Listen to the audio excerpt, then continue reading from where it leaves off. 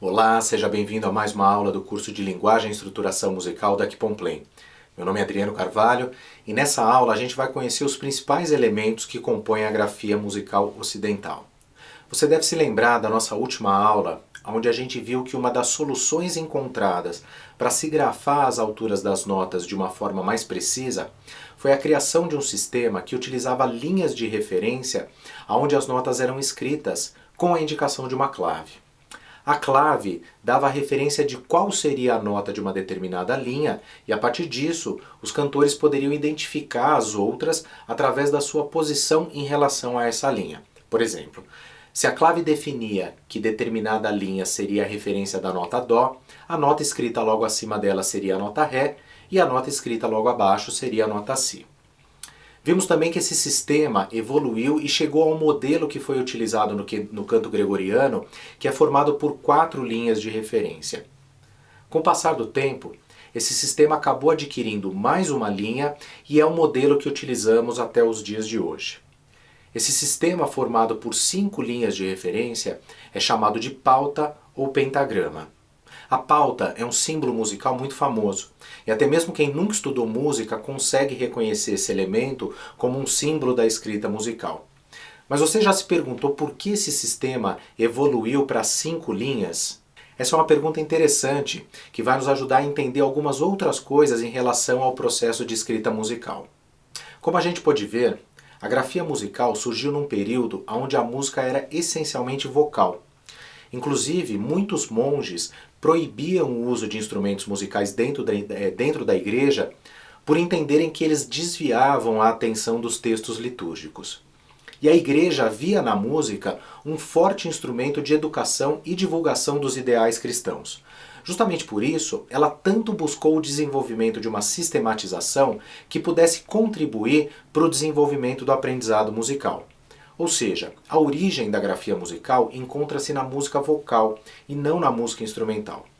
Assim sendo, um sistema formado por 5 linhas é o ideal para a escrita da tessitura vocal humana.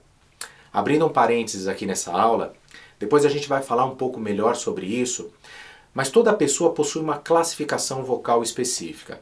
Essa classificação define se a pessoa possui uma voz mais grave, mais média ou mais aguda. Tanto as vozes masculinas como as vozes femininas podem possuir um registro mais agudo ou mais grave.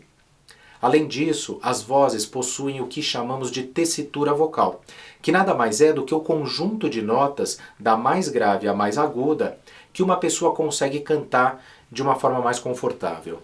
Aí é que a gente chega no pentagrama.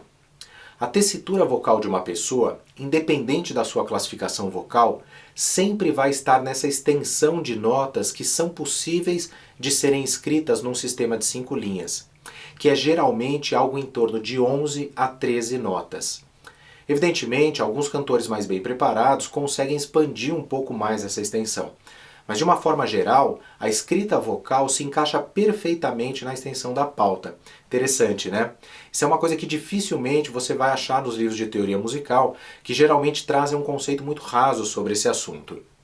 Com a evolução da música, principalmente da música instrumental, a extensão da pauta ficou muito limitada em relação a essas novas possibilidades de extensão de notas, não só em relação aos instrumentos, mas também por conta de um aprimoramento na técnica vocal dos cantores, que possibilitou que eles expandissem a sua tessitura vocal. Assim, a grafia musical criou o recurso da linha suplementar, que é uma linha colocada no meio, acima ou abaixo de uma nota que esteja escrita fora dos limites do pentagrama.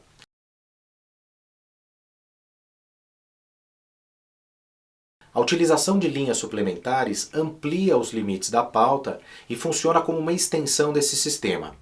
É claro que uma partitura que utilize mais notas com linhas suplementares do que notas que estejam no limite da pauta se torna uma partitura difícil de ser lida, muitas vezes havendo a necessidade da mudança de clave para que se faça um ajuste melhor das notas no pentagrama.